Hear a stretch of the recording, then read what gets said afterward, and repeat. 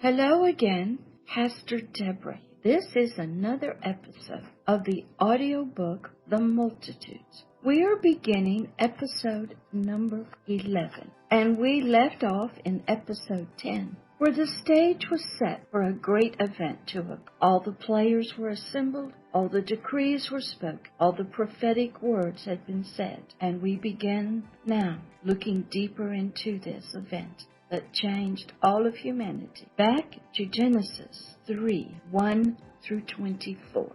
And evil shall surely die if you eat of the tree of the knowledge of good and evil. And that because you, Adam, had named and given and declared what your helpmate, your soul, would be, just bone and flesh, and that I had declared that man, the spiritual part of this newly created creature, would leave me, would leave my image and likeness, would be separated from me, would be cut off from me, disconnected from me and my authority and dominion. And this child, this entire species, this race, these beings called man, which became all of humanity, would also be separated from its mother, Agape love. It would not love itself. It would not love me, their heavenly Father and Mother, and they would not love others. Satan knew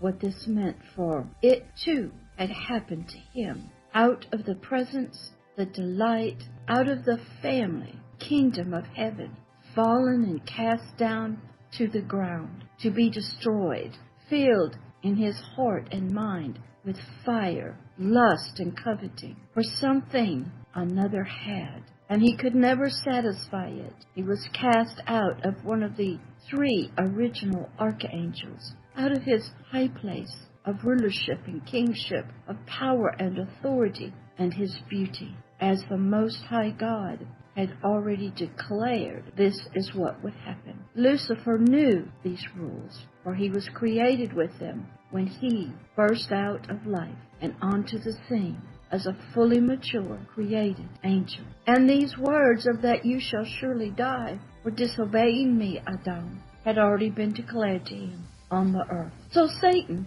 through the voice of this serpent that was speaking to woman, the helpmate, to the soul, to just flesh and bone, spoke words, threw out seeds of words of unbelief, of doubt, in the true meaning of God's words. God didn't really say what he meant, did he? Did he really mean that you would surely die? Bewitchment was occurring. Deception was being offered. Lies were being thrown out freely by this serpent with Satan, the spiritual being, the adversary of God, inside of him. Now Genesis 3:1 through 24, verse 6.